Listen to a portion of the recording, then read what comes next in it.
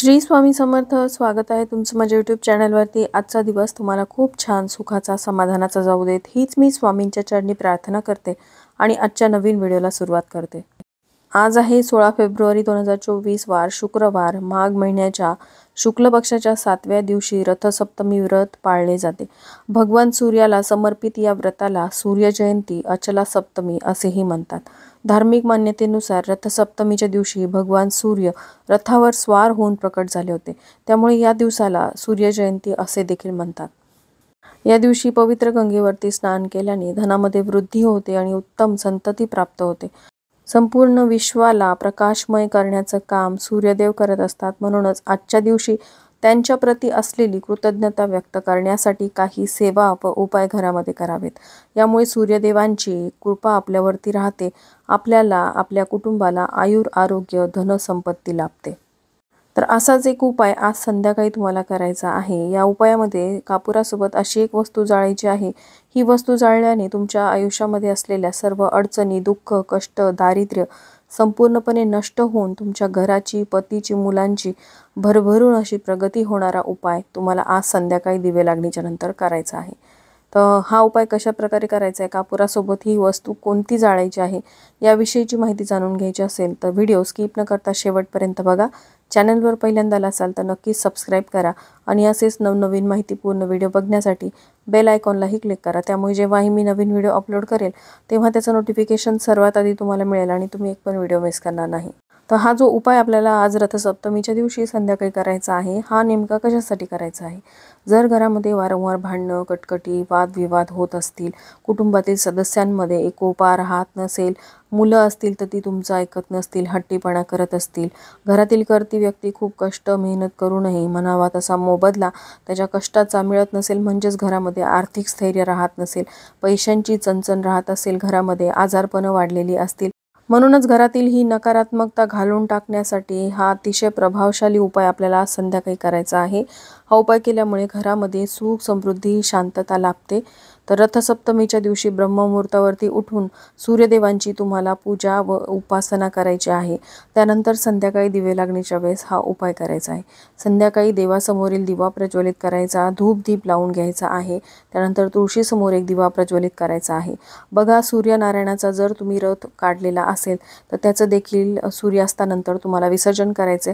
रांगोळीने रथ काढलेला असेल तर ती रांगोळी भरून घ्यायची आहे आणि त्यानंतर ती निर्माल्यामध्ये विसर्जित करायची आहे. आणि जर तुम्ही कागद आणि पेनचा वापर करून सूर्यरथ काढलेला असेल तर तो कागद तुम्हाला पाण्यामध्ये विसर्जित करायचा. एक ताम्हण किंवा ताट घ्या, त्या ताटामध्ये पाणी टाका आणि हा सूर्यदेवाचा रथ जो आहे तो त्या पाण्यामध्ये विसर्जित करा. अशा प्रकारे तुम्हाला रथसप्तमीच्या पूजेचं विसर्जन करायचं आहे सूर्यास्ताच्या आधीच.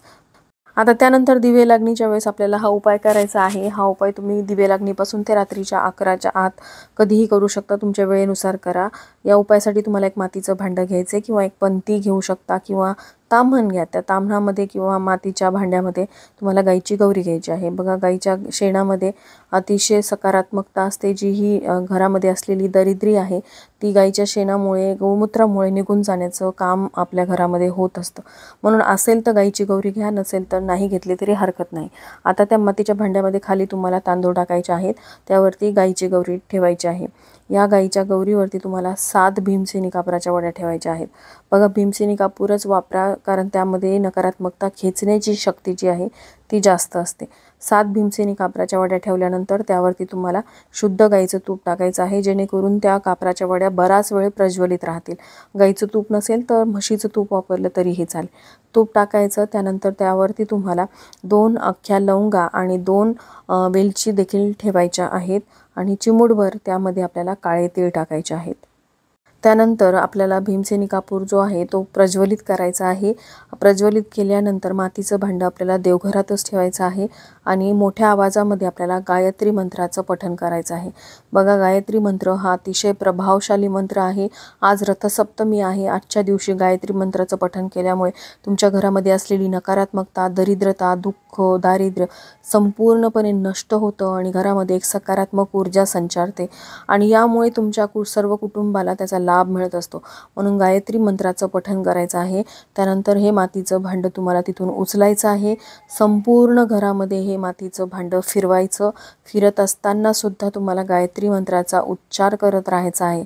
घराचा कोपऱ्यानं कोपरा हे मातीचं भांडं फिरवा आणि फक्त टॉयलेट आणि बाथरूम सोडून त्यानंतर आपल्या घराच्या मुख्य प्रवेशद्वाराबाहेर जायचं आहे आणि तिथे देखील आपल्या घरावरून हे मातीचं भांडं 3 वेळा ओवाळून घ्यायचं आहे. बाहेर गेल्यानंतर सुद्धा गायत्री मंत्राचं पठण करायचं आहे.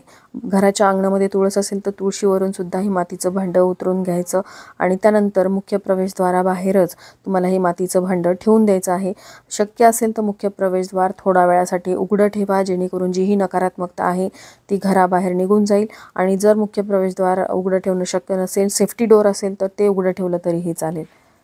यासोबतच आज शुक्रवार आहे. अखंड लक्ष्मी प्राप्तीसाठी म्हणजे तुमच्या घरामध्ये जर पैसा टिकत नसेल, घरातील कर्ती व्यक्ती कितीही कमावून आणत असेल तरी देखील तुमच्या घरामध्ये पैसा पुरत नसेल, तर त्यासाठी तुम्ही हा उपाय करू शकता.